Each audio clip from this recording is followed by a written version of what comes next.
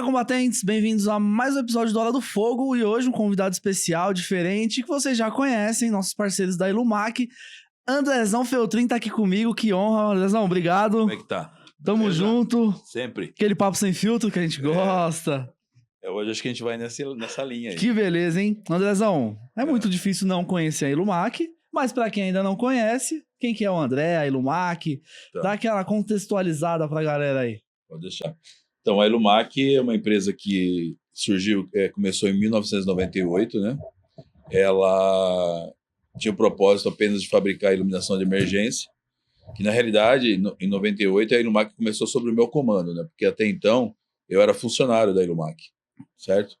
E aí, quando a empresa, que era de um grupo grande de empresários da cidade, não deu muito certo, eles resolveram fechar a empresa e eu não deixei fechar. Eu já estava muito integrado ali na organização, né?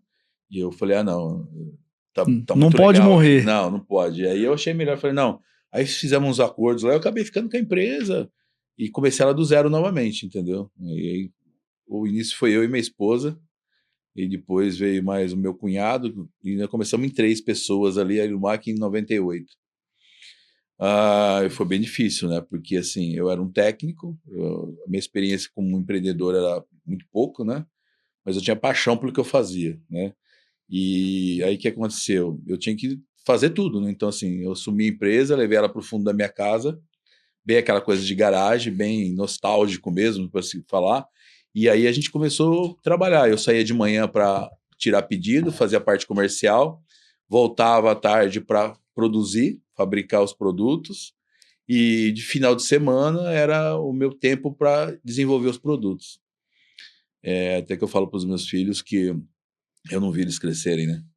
E foi ali que eu aprendi que para você conquistar alguma coisa que você quer, para você crescer e realmente você ter um sonho e quer fazer com que ele vire realidade, você tem que abrir mão de vida social, você tem que abrir mão do barzinho com os amigos, tem que abrir mão de um monte de coisa para você conseguir chegar lá, né? Você vê hoje o tamanho que está a Ilumac, né? E às vezes as pessoas falam assim, poxa, né? Eu passei por vários desafios, né? Anos e anos, passei por muitos desafios, só que assim, hoje a Ilumac chegou porque assim, eu foquei, é isso que eu quero, e eu vou para cima, entendeu? A gente teve altos e baixos, né? Eu quase fechei a empresa em 2008 e na realidade chega um ponto que você fala assim, não, você quer tanto aquilo que você abre mão de ter um carro legal. Eu tinha um carro legal, vendi o carro, tinha uma casa, mesmo estando lá com a minha mãe, eu vendi a casa, eu vendi tudo para a empresa não morrer, entendeu? E foi assim, entendeu? Aí a empresa foi crescendo, a gente só trabalhava com iluminação de emergência, como eu falei. Em 2002 eu vi uma oportunidade, porque estava no mesmo nicho de negócio ali, o alarme de incêndio. Um amigo que era um engenheiro que fazia obras falou, pô, André, você não tem alarme de incêndio, cara? Vem aqui. Aí fui numa obra, entendi o que era o alarme de incêndio, fui dar uma estudada. Em 2002 a gente fez nossa primeira centralzinha, bem aquela coisa rústica, simplesinha, entendeu? E foi quando a gente entrou no negócio, entrou no alarme de incêndio, no SDAI, e aí eu fui percebendo ali que existia uma tecnologia nova, uma coisa que... E aí eu fui atrás, né? Nessa época aí, eu não era um expert em eletrônica digital, né? Em programação de microcontrolador. Eu era mais da área mais raizona, analógica, tudo. Mas aí eu, com aquela coisa do anseio de você querer conquistar e querer ir para cima, eu voltei a estudar de novo. Fui estudar microcontroladores, programação em C, C++, e fui correr atrás. Em 2 anos eu já estava fazendo a minha primeira central endereçável, né? Isso em 2004, mais ou menos. E aí no Mac caminhou assim, crescendo, a gente foi lançando coisas novas, as dores continuavam, e a gente entendia que foi ali que eu entendi o que é empreender, né, cara? Como eu falei esses pedacinhos para você, a gente teve que mudar a mentalidade. Mudar a mentalidade e falar assim, pô, eu não posso só ser um técnico. Eu tenho que estudar, eu tenho que entender, eu tenho que ir para cima. Enfim, foi assim que a Ilumac foi seguindo. Estudando, aprendendo, levando porrada, né? Caindo, levantando e não desistindo. Eu acho que errar, você vai errar muito. A gente errou muito. Acho que eu errei mais do que acertei. Isso é a grande verdade. Mas o importante é que você, de 10 coisas, você erra 9, você acerta uma, que ele tem um valor danado para você. Sobressai, né? Então aí você não desiste, né? Você vai para cima.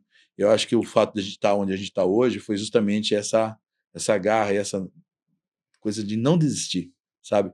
Eu consigo, eu sei que eu vou, sei que eu vou, mentalizava, focava. E é assim que foi a Ilumac, cara. Ela foi crescendo e, para minha sorte, já agora, nos 5 anos para cá, né? Isso foi para mim, foi uma injeção de ânimo, né? Foi um up, assim, sabe? Que meus filhos vêm para a organização, né? O Gabriel, a Giovana, isso para mim fez todo sentido, né? Porque quando eu comecei a empresa, eu já tinha essa coisa da família, sabe? Incutido ali no meio, sabe? E para mim, quando eles resolveram por iniciativa própria vir para organizar, eu não forcei ninguém, eles só viam o exemplo, que eu acho que você demonstra, educa as pessoas por exemplo, e depois também pode educar por exemplo, e por exemplo não tem outra forma, né? Mostrar, eles acompanharam desde pequenininho ali a força da gente trabalhando, buscando tudo isso, né? E eu acho que isso que foi legal, sabe? Eles viram o exemplo legal ali e eu não precisei pedir. Eles vieram de coração, né? A Giovana fez faculdade de moda, o Gabriel, né, já parte um pouco mais para esse lado de exatas, Da técnicas, engenharia. Da engenharia, mas foi muito bacana. E hoje estou muito feliz, entendeu? A Ilumac está num caminho legal, nosso faturamento tem aumentado anualmente, a gente está dando outros passos, né? E é assim. E aí tem a parte dos produtos, né? Que é o legal nosso, onde a gente chegou agora, né? Para cereja do bolo nossa, está sendo depois para poder até ser gratificante pelo todo o trabalho, esforço que a gente teve ao longo desses anos, sempre buscando novas tecnologias. A gente não para com isso, né? Eu estou sempre me atualizando, eu tenho uma equipe de projeto hoje fantástica que está do meu lado, e a gente está aí num nível tecnológico, por ser uma empresa nacional, eu acredito que a gente está num nível tecnológico muito avançado, assim, para aquilo que a gente tem de soluções no Brasil, né? Então, o fato de a gente agora, esse ano, ter certificado uma central nossa pela UEL, para a gente ali é o diploma, sabe? É só a coroação. É a coroação de todo um trabalho, né? Que a gente tenta falar assim, pô, a gente não é vira-lata. É isso aí. A gente não é vira-lata. Não é só o americano, o europeu que é bom. Nós somos bons também, cara. Entendeu? E o que a gente quer é difundir essa cultura. Para que as pessoas que estão lá no campo instalando o produto, eles entendam também que eles também são bons. Entendeu? E eles precisam entender que precisa valorizar o que é nosso. Sabe, eu sou assim aquele cara que eu tenho muito o lance do patriotismo, sabe? De amar o país que eu vivo, de defender. Adoro os outros países, adoro os Estados Unidos, entendeu? Mas assim, a gente tem tudo para ser tão ou melhor que eles. Só que assim, as pessoas ainda não entenderam isso. E eu fico muitas vezes assim vendo que o pessoal fala muito de produto americano, europeu, normas, certificações, mas hoje a gente tem tudo aqui, cara. A tecnologia dos produtos da Ilumac está bem à frente, né?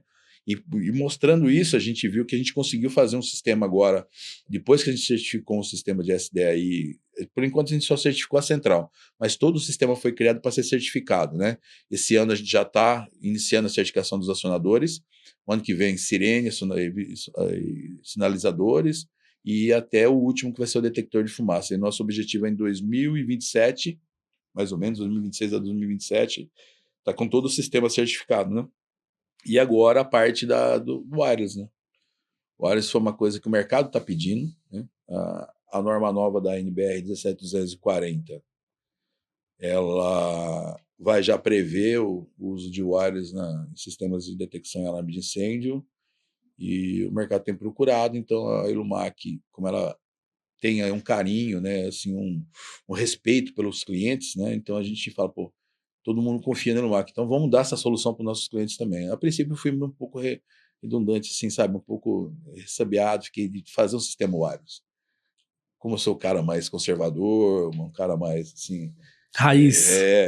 mas eu entendi que o importante não é o que eu penso, é o que o meu cliente precisa, entendeu? E aí nessa linha que a Ilumac trabalha. A gente desenvolve sistemas que são assim, têm as mesmas tecnologias e têm as mesmas funções de um equipamento importado, só que com uma grande facilidade. Então, a gente, como eu fui do campo, porque assim, eu comecei a falar da história do início da Ilumac. Mas já fui instalador, eu já vivi o campo Ó, que bastante. beleza. Já vivi o campo bastante. Então, toda vez que a gente vai fazer um produto, vai projetar um produto, a gente pensa no campo. Porque às vezes eu vejo assim, os caras pegam as centrais e aquelas centrais difíceis de programar. O cara tem que abrir uma bíblia lá para poder entender. Eu falo, pô, hoje a gente está com uma tecnologia tão grande, você pega um iPhone, por exemplo, um Android, seja qual for, é tudo tão interativo, né? Você não precisa de Intuitivo, manual, né? intuitivo. Por que uma central de alarme não pode ser assim? Então, se você pega uma central de alarme minha, a única preocupação que você tem que ter é apertar o botão menu. Entendeu? E lá a gente fez uma árvore de menu, tudo assim, sabe, assim, numa sequência lógica, que a pessoa às vezes até dispensa o manual, né? A única coisa que eu recomendo, né, falando assim de dispensar manual, mas a gente sempre recomenda que pelo menos o cara leia o manual, não por causa da central, que é muito fácil programar, é muito fácil você mexer na central, mas eu falo por causa da área técnica mesmo do campo, né, infraestrutura, instalação, tem muitas coisas importantes que a gente põe no manual. As regras e tudo mais. Bom, então a gente já saiu da história da Ilumac para o produto. Andrezão, você manda aqui hoje. Não. Fica à vontade. Não, tranquilo. Andrezão, você citou sobre ser uma empresa nacional. E assim como nós também usamos recursos nacionais, tudo aqui é do Brasil. O que você enxerga como principais desafios de ser uma empresa nacional nesse segmento de combate a incêndio? Bom, falando assim, primeiro é importante falar da parte de ser uma indústria nacional de tecnologia, né, que trabalha na área de eletroeletrônica, assim, no nosso caso, e que a gente tem muita dificuldade em termos de tecnologia disponível, né, acesso às tecnologias, apesar de você ter toda a internet, que se não fosse a internet a gente estaria bem atrasado aqui, né? Ainda você tem a dificuldade com compra de semicondutores, né? Hoje a gente não tem nenhum incentivo, né, de importação. Você comprar, hoje é um desafio você ter que trazer componente de fora, a gente fala de ter orgulho de ser nacional, a gente gostaria de estar comprando os componentes nacionais aqui dentro, né? Mas você hoje não tem, justamente por essa falta de incentivo. Há anos atrás, quando eu estudei eletrônica, você tinha fabricantes de componentes eletrônicos no Brasil, hoje não tem mais ninguém, entendeu?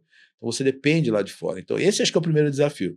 Você depende, você quer ter um produto a nível tecnológico, de qualidade, igual internacionalmente nos outros países existem, mas você não tem a mesma facilidade que os outros países têm para aquisição, né, de recursos, incentivo para você poder desenvolver. Esse é um ponto importante, né, na área de desenvolvimento da parte eletrônica dos produtos, né? Eu acho que também... E como empresa mesmo, business, mas ele é difícil. Então, mas aí que eu cheguei. Eu sempre pensei nisso, sabe? Pô, a gente tem aquela mania, você senta numa roda de empresários, você senta numa roda de amigos, né? E o pessoal reclama de imposto, que aqui no Brasil é um absurdo, absurdo. Eu cheguei num ponto que eu falei assim, eu tenho que parar de reclamar, entendeu? Não vai mudar. Não vai mudar. Devia eu ficar perdendo meu tempo com reclamar, eu tenho que me adaptar, né? É assim que faz. Você se adapta. Porque assim, se eu não quiser me submeter a isso, eu cato minhas coisinhas e vou montar uma empresa em outro país. Então eu falo para a pessoa, gente, a gente senta aqui, empresário, fica perdendo tempo em reclamar do governo, em reclamar de tanta coisa, a gente usa essa energia para pensar numa solução, para trabalhar com isso, não é verdade? Então, assim, existe esse lado do business que é bem complicado, e isso não é para essa ideia aí, É global. para todo o setor, né? Então, eu como empresário, eu comecei a mudar o meu conceito de alguns anos para cá, e enxergar as coisas e direcionar a minha energia para o crescimento da empresa. Você está entendendo? Porque às vezes a gente perde tempo com tanta coisa, e você sabe que hoje, o que é mais importante? Hoje é mais importante do que máquinas, é mais importante do que tudo. Pessoas, né? A Ilumac, o nosso foco são as pessoas. E a gente parou de reclamar e tentou ser criativo, né? Em termos de modelar a empresa para lidar com legislação trabalhista, com legislações tributárias, e falar, essa é a nossa realidade, né? E é isso que a gente pensa hoje, né? Eu acho que depois disso, a gente começou a criar realmente uma cultura forte dentro da empresa. Que eu até falo lá que acho que o mais importante que está fazendo a Ilumac andar e crescer não é o produto. Acho que, em primeiro lugar, é a cultura. Eu acho que uma empresa sem cultura, ela não vai crescer. Ela vai chegar a um ponto que ela não vai sair do lugar, aí o empresário vai ficar reclamando, pô, não existe mão de obra boa nesse país, isso não existe, não funciona, é duro ter funcionário, é aquela coisa que o empresário tem que parar, cara. Parar de reclamar, entendeu? Reclama de funcionário, reclama de imposto. A gente realmente tem uma dificuldade na população, que é o nível de cultura das pessoas, do ensino que a gente tem no Brasil, você entendeu? Mas o empresário inteligente, ele sabe disso. Ele se adapta a isso e traz isso como uma forma de desafio para ele. Então ele traz o colaborador para dentro da empresa, deixa ele dentro da cultura, traz ele para perto, entendeu? E tenta, junto com ele, a gente suprir essa falha, que é uma falha cultural mesmo, sabe? Da educação. Então eu acho que quando a pessoa vem para trabalhar, a gente tem uma equipe lá de 130 colaboradores, muito engajado. Nosso turnover é pequeniníssimo, sabe? Assim, é raro, né? Um caso ou outro. E você vê por quê? É a cultura, cara. A pessoa, quando ela vem, ela se sente abraçada, ela fala, pô, que empresa legal. A pessoa entra ali. Eu já vi empresas que o funcionário sai de uma empresa para ir para outra empresa para ganhar menos. Porque ele não vê dentro da empresa um futuro, ele não vê ali uma possibilidade de crescimento. E a gente tendo essa visão, é isso que a gente não deixa acontecer. A gente traz para dentro o cara, fala, ó, meu amigo, aqui você tá, aqui é a cultura da empresa, você concorda com isso, né? E na realidade, qual que é a ideia principal? Quando você contrata a pessoa, você vender sua cultura para ele. Ele tem que comprar sua cultura. Porque ele pode ser o melhor engenheiro, pode ser o melhor técnico. Se ele não comprar sua cultura, você vai ver que aquele cara ele não vai integrar na equipe. Ele tem que acreditar. Ele tem que acreditar naquele. O que eu te contei lá atrás, como aquele Lumac começou, né? Acreditando no possível e no impossível. Caindo, crescendo, caindo, levantando. E é isso que eles têm que entender. E eu gosto de contar minha história justamente para eles entenderem que quando eu comecei no Lumac, eu era um funcionário, cara. Eu era um funcionário assalariado, né? Só que eu tinha garra, porque naquela época que eu comecei, eu não tinha, do que eu não falei, de vida social, mas antes ainda, quando eu era funcionário, eu entrei na Ilumac como funcionário para ser estoquista, cara. Trabalhava no estoque. Porque na Ilumac, naquela época, eles precisavam de um técnico de eletrônica para cuidar do estoque, porque era muito técnico, né? Componentes, transistores, circuitos integrados e tal. De estoque, como eu servia a produção, eu passei a cuidar da produção. Porque eu tinha aquela coisa de produção, ajudava, quando eu tinha tempo de sobra lá no estoque, eu ajudava na produção voluntariamente, entendeu? E aí eu percebia déficit de qualidade técnica nos produtos, e aí eu pedia para o meu chefe se eu podia levar para minha casa e tentar melhorar aquele produto. E eu levava sábado, domingo, ficava lá, quebrava a cabeça, melhorava a placa, trazia uma placa muito mais assim, já melhorada, sem os defeitos que aparentavam, ia desenvolvendo. Aí eu acabei virando o cara que fui para a área de projeto, né? Por causa dessa iniciativa minha, e estar na produção, atento ao que estava acontecendo. E nunca ninguém me pediu para fazer isso. Você está entendendo? E aí eu comecei, trazia para minha casa no final de semana. Aí o cara fala assim, pô, André, larga isso. Na época eu ainda era músico, né? E o cara fala, vamos tocar, vamos ensaiar. Pô. Larga essas coisas, você trabalha levando serviço para casa. Cara, não é isso. Eu não estou levando serviço para casa. Estou levando paixão para minha casa, porque eu amo o que eu faço. Entendeu? E ninguém me pedia. E eu via que aquilo ali era uma jeito de eu transformar a minha vida e a vida da empresa que eu trabalhava, entendeu? E foi quando dali eu comecei a assumir o projeto da empresa, inovei, fiz coisa nova. Nessa época da Ilumac, a gente fabricava, eu dei a ideia porque era um mercado muito legal, que era fabricar estabilizador de voltagem, né? A área de informática, entramos um pouco na área de informática nessa época aí. E de projetista, o pessoal do comercial me chamava para ajudar, né? Porque ia fazer a prestação de um produto, um cliente, o vendedor muitas vezes não sabia a parte assim, técnica aprofundada mesmo do produto, eu ia. 6 meses depois eu estava ali envolvido com a equipe de... é até estranho falar, eu estava envolvido com a equipe do comercial. Depois o compras precisava muito de mim, por causa para entender o que era o componente certo. Aí eu comecei a ficar no compras. E depois, é até legal, né? A gente começa a falar, a gente vai lembrando das coisas lá de trás, é um barato, né? E quando eu fui ver, cara, do compras, eu já estava até com o financeiro também mexendo. E isso era automático, assim, sabe?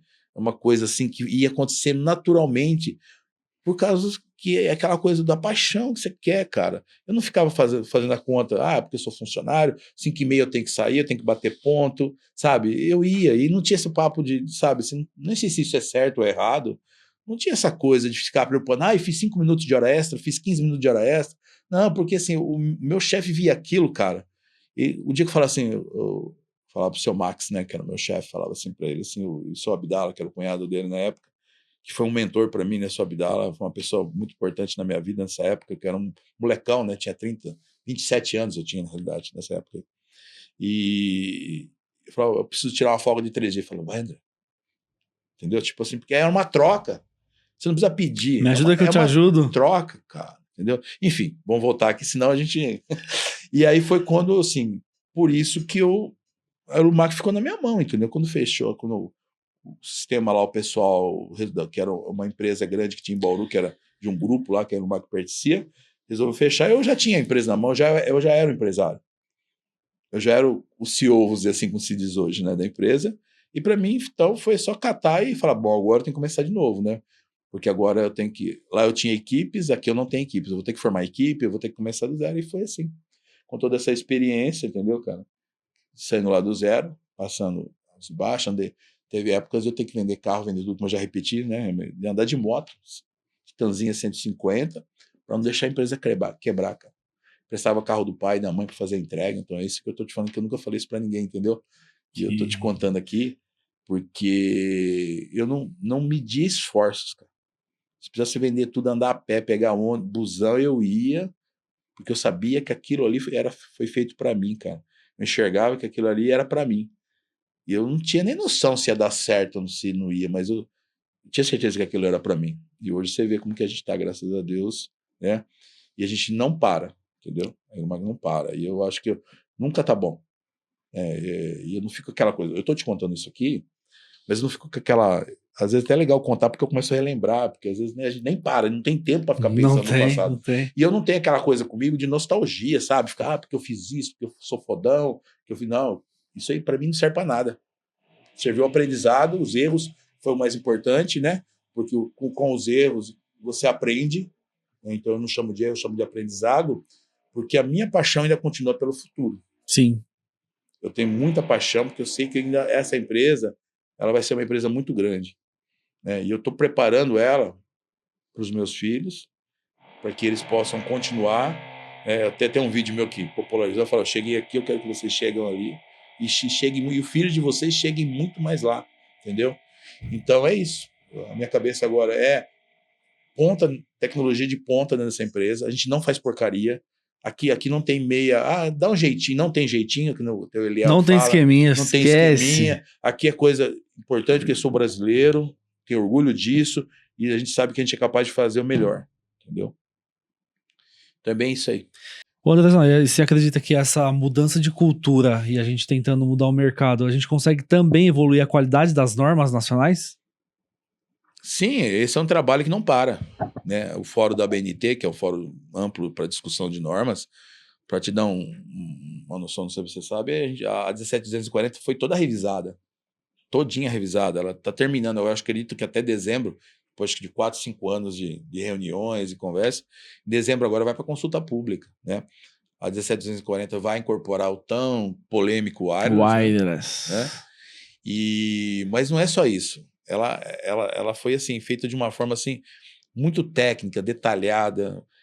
Eu participei de várias discussões dentro da CB24, lá do comitê de estudo, em relação à tensão, que pode, que não pode, corrente, sabe? Essa norma ela vai vir assim cheia de novidades que vai realmente ali a gente tentar afunilar o mercado para a qualidade, entendeu? Trazer os caras, porque a 17240 em relação a 9451, ela foi melhorada, mas essa edição que vai sair como 17240 2025, essa vai ser show, vai vir bem legal. Vai vir forte. E as normas vão ser, quer dizer, essa norma da linha ISO 7240, a ABNT, inclusive o Danilo, que é o presidente da associação da BPCI, ele é o representante da ABNT lá no Fórum Internacional da ISO. Então, a ABNT, a gente participa, por isso que eu falo, por que seguir a ISO? Porque a gente tem poder na ISO. A gente participa do Comitê Internacional da ISO. Uma NFPA, você não sabe nem o que está acontecendo. Você fala, eles fazem lá, você nem sabe se serve direito para o nosso país. Para a nossa realidade. Se está adaptado à realidade, no nosso tipo de obra, construtivo, tipo de prédios que a gente usa, eles estão fazendo para a realidade dele. A N54 também, só para você ter uma ideia como que uma norma internacional ela tem mais peso e ela tem mais visão global do que regional, a própria Europa já está cedendo, né? Como eu citei para você, Portugal, por exemplo, já está indo para ISO, usando como base a ISO em vez da N54, apesar das duas serem praticamente iguais, né? O que acontece é que, assim, as normas internacionais estão sempre atualizadas. E o que a gente faz na BNT, por exemplo? Assim que a norma é atualizada internacionalmente, a gente traz para dentro e traduz de novo. Atualiza a NBR que vem da própria ISO. Então as normas estão constantemente sendo atualizadas, entendeu? A questão do wireless, Andrezão, eu nunca vi nenhum local que tenha essa instalação, como funciona hoje, nos dias de hoje, a gente falando hoje, ela é confiável? Cara, esse assunto ele é Polêmico? polêmico. Que beleza, era isso que eu queria, Vini. Esse assunto é polêmico. Eu acho que ele é tão polêmico quando você vai discutir normas, né, NFPA e N54 no Brasil. A gente fez algum resuminho aqui. O wireless, cara, desde que ele seja feito com qualidade, dentro dos critérios técnicos, como a parte 25 da NBR 7240, porque a própria norma internacional já prevê o uso de wireless, né? Então, se internacionalmente já prevê o uso de wireless, é porque é uma tendência, é uma coisa que tem segurança, entendeu? Assim como o cabeado, o wireless também tem seus riscos, né? Que depois eu vou fazer uma comparação para você entender. Agora, o grande problema é as pessoas fazerem a coisa certa. Eu falo assim que a pessoa... Cultura, de novo, cultura. E eu tenho um lema comigo que fala, você nunca está errado fazendo a coisa certa. Boa. Você está entendendo? Então, assim, o que eu vejo é que como o wireless é uma tecnologia muito aberta, o cara lá na escola, quando ele vai estudar, aquele moleque de 14 anos que está ali aprendendo eletrônica, desenvolvendo um Arduino ali, tem a tecnologia embarcada, isso aí é o futuro, né? O IoT está aí, né? Você vê aqui na mão, médico, tudo funcionando. Então, é uma tecnologia muito aberta, só que, ao mesmo tempo, ela é uma tecnologia que ela precisa de um cuidado bem grande, entendeu? Assim, porque é uma tecnologia bem avançada, você está entendendo? Então, a preocupação do wireless é quem está fazendo o quê. Você está entendendo? Então, por exemplo, as empresas como a nossa e outras empresas que estão no mercado, que têm essa responsabilidade com a segurança, com a preocupação, né? E tem capacidade tecnológica, eu tenho certeza que vai fazer coisas certas, coisas sérias. Mas, assim, meu medo é os satélites, sabe? Em volta. Porque sabe fazer, porque testou aqui, funcionou dentro da empresa dele e que é por isso no mercado. Então, assim, é bem polêmico nesse sentido. E o que nos preocupa? O que nos preocupa é o consumidor, né? Você me pergunta, como que o consumidor vai saber disso? Né? Eu falo que a primeira coisa que o consumidor tem que levar em conta é preço. Foge do barato, né? Porque hoje a tecnologia para você fazer como eu falei que a gente não tem no Brasil, a gente tem que trazer tudo de fora, não é uma tecnologia barata para fazer bem feito, entendeu? Então, assim, o produto barato já descarta.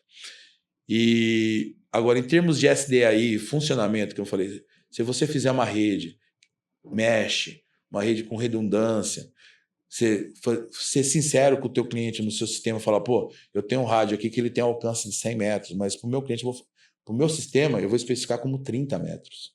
Porque eu tenho que ter garantia de funcionamento, né? Se eu montar uma rede realmente, tipo assim, com um algoritmo que vai ali, além do sistema mesh da rede, ele vai poder dar interação e confiabilidade. Você tem uma central que identifica as falhas, que identifica bateria baixa, sabe? Toda aquela tecnologia que um sistema wireless precisa para trazer segurança, não tem problema nenhum. Vai ser um sistema tão seguro quanto o cabeado. Você está entendendo?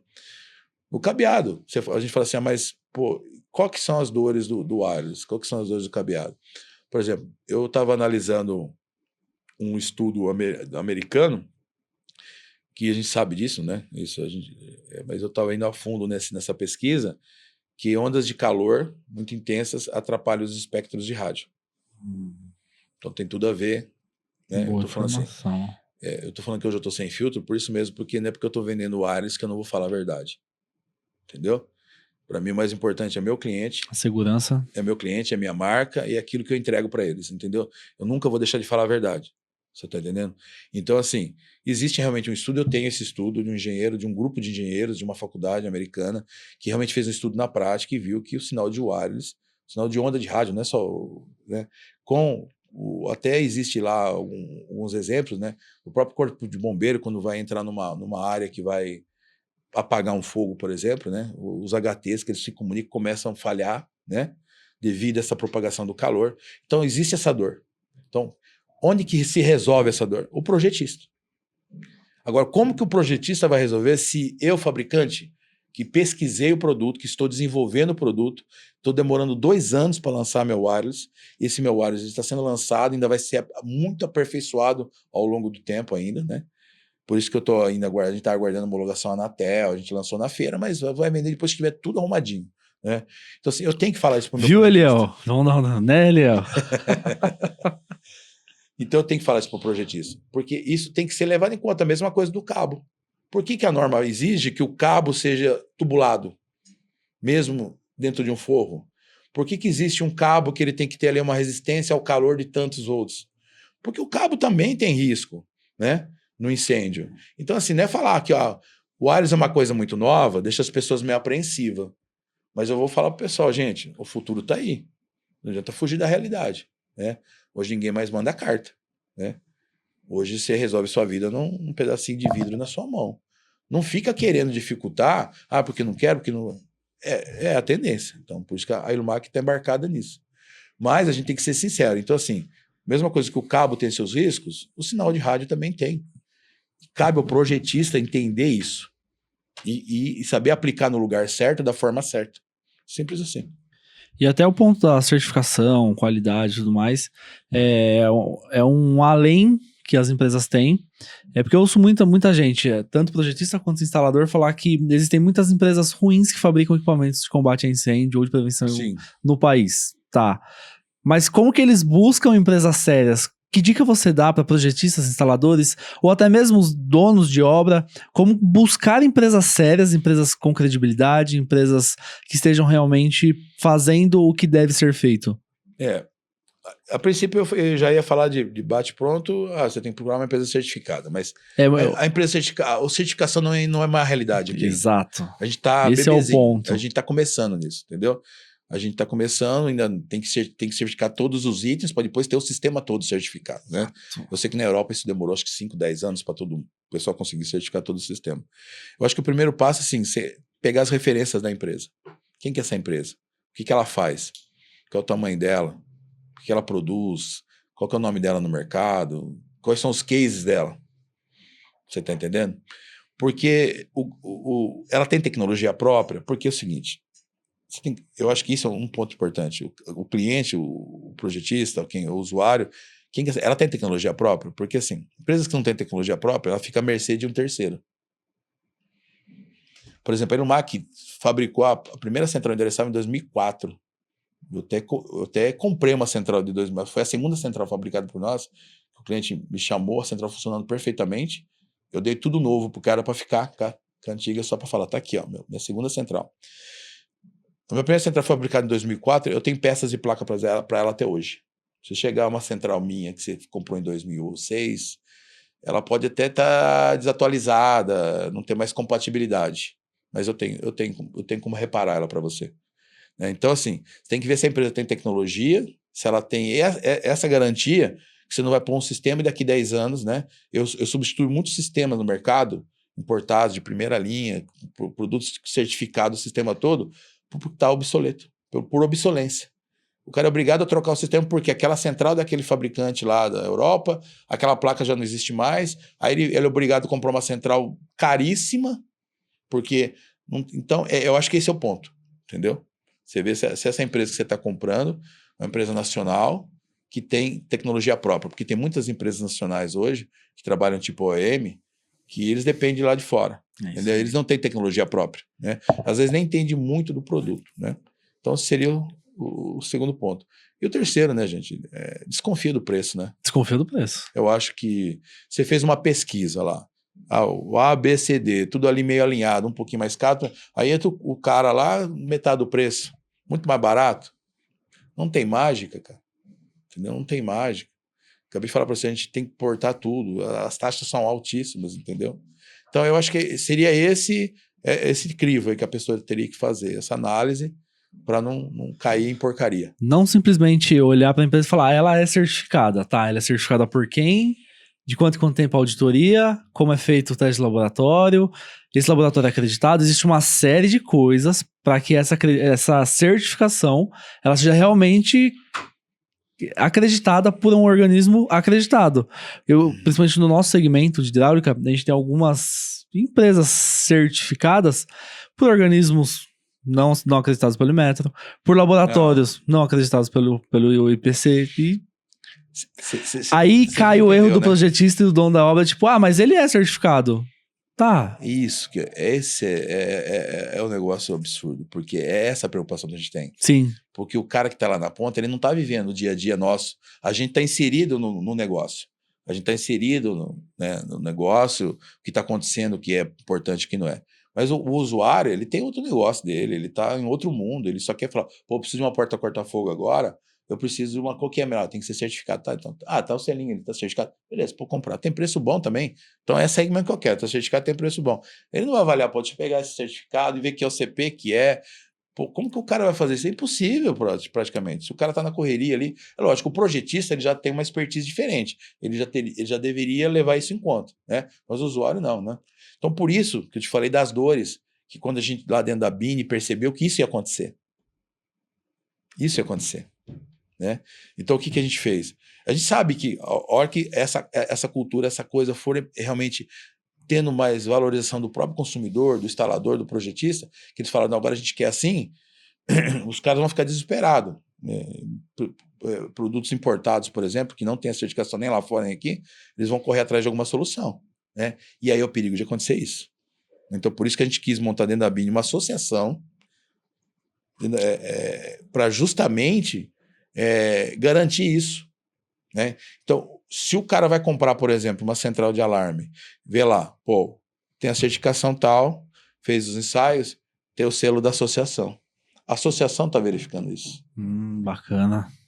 Entendeu? A associação só vai dar o selo dela se aquela seguiu CP seguiu o hack e se os laboratórios que fizeram os ensaios são laboratórios acreditados.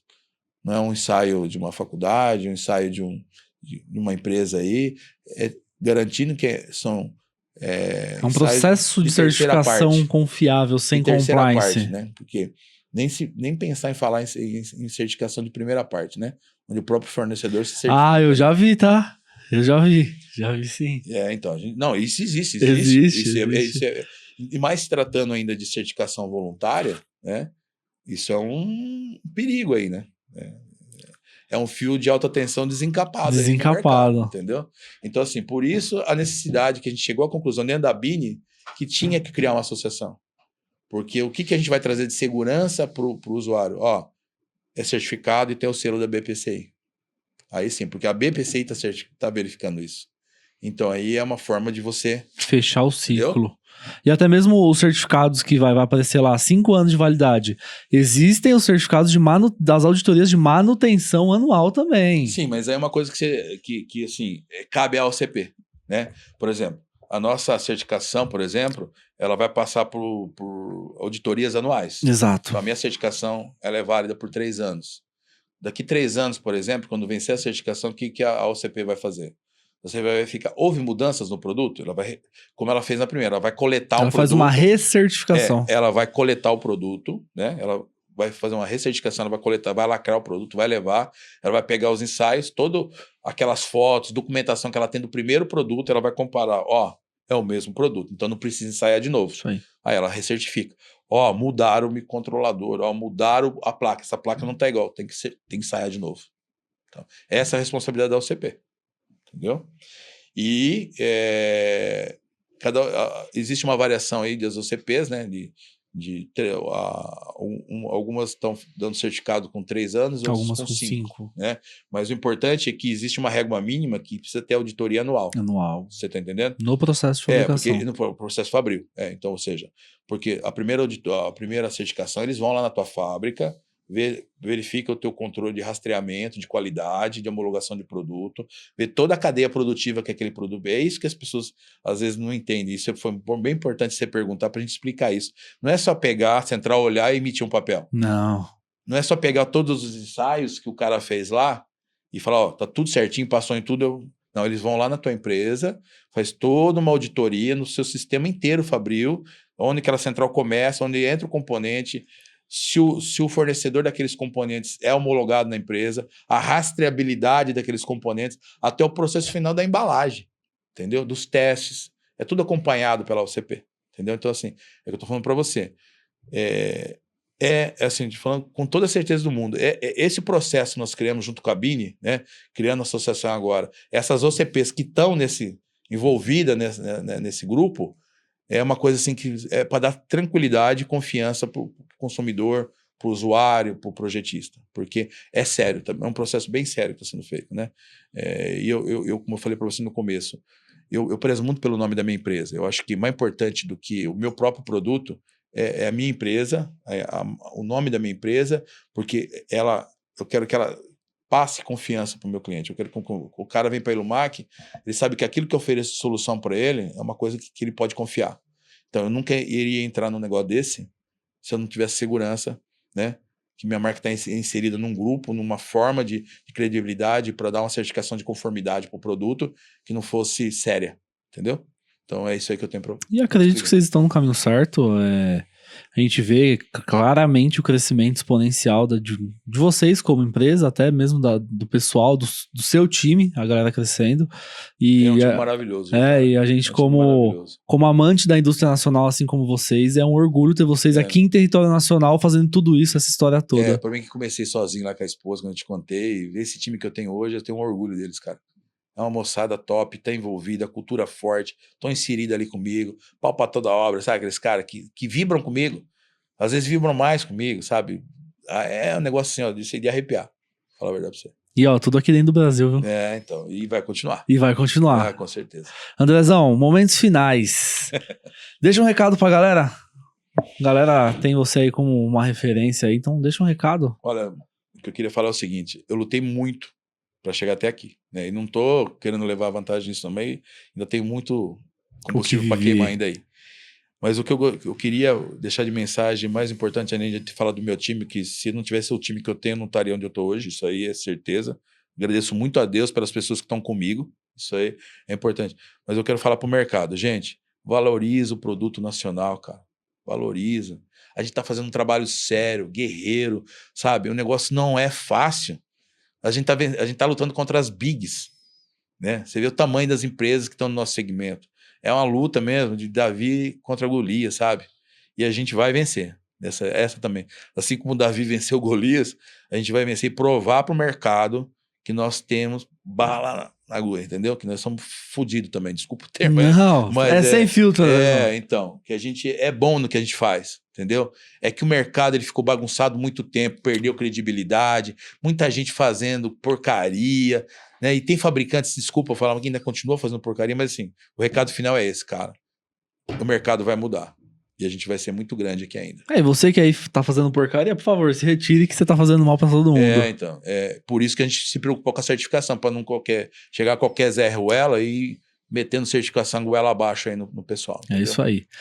Pessoal, o episódio de hoje com o Andrezão, a gente vai marcar uma segunda parte, tem bastante coisa pra gente falar. Então segue a gente lá, curte, compartilha, @hora.dofogo, gpm.brasil, a gente se vê numa próxima.